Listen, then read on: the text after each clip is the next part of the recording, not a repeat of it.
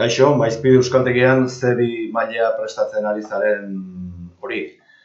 Honen bidez, argibide batzuk eman dizkizugu, matrikula prozesua nolakoa den, alegia egiaztatzeko proba egiteko aben egin beharreko azterketarako matrikulazio prozesua nolakoa den, eta bigarren bideo batean, beste argibide batzuk emango dizkizugu, aurten probetako batean egin duten berrikuntza bati buruzkoak.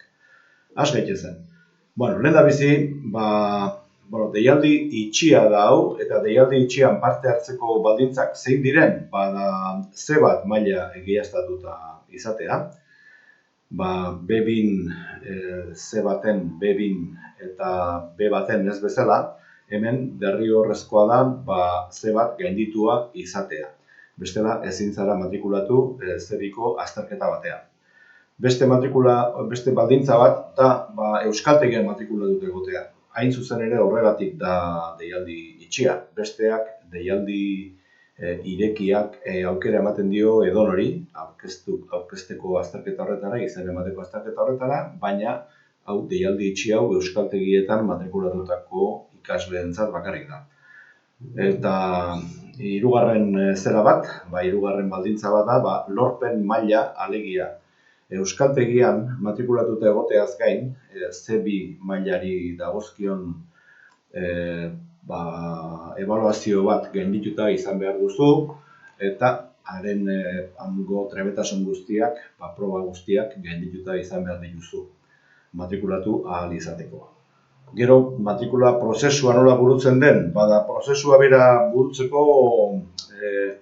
lehendabiziko baldintza da izen ematea eta ordainketa biak zuzen egitea, hain zuzen ere izen ematea egin arren ez baduzu ordainketa bere garaian egiten, ez da matrikula osatutzat ematen.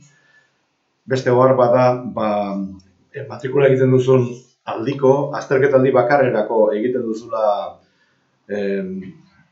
matrikula, alegia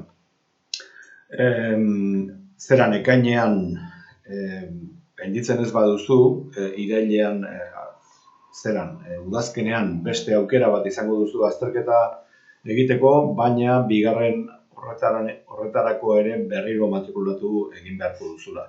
Lehenengoak ez duela balio bietarako. Ez da, lehenengo proban gainditu, udaberriko proban gainditu irakurmena, entzumena eta idazmena eta mintzamena bakarrik geratzen baldin bazaizu udazkenerako ere. Kasu horretan ere, bigarren aldian matrikula egin beharra daukazu. Hori ohar garrantzitsua da, udan horrelakori gertatuz gero, udan ez despistatzeko. Bestetik, non egiten den izen emate hori, eta izen ematea aberen webgunean egiten da. Hemen duzue helbidea, eta webgune horretan sartu, eta Euskaltegi batean matrikulatuta zaudeten guztiok duzue horrako sarbidea, eta bertarako erabiltzailea eta pasaitza norberen nortasun agiriaren zifrak dira, letrarik gabe, zifrak bakarrik, 8 zifrak. Bai pasaitza eta bai erabiltzailean, bi gelatxoetan, datu bera sartu behar duzue. Matrikula egiteko garaian, garrantzitsu hau ere, zebiko azterketariak zehaztu beharko du zein den bere espezialitate akademiko edo teknikoa.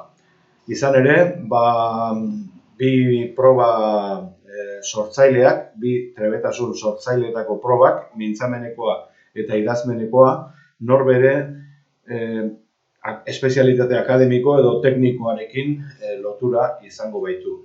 Bakoitzari bere alorrarekin zerikusia duen eginkizun bat jarriko zaio.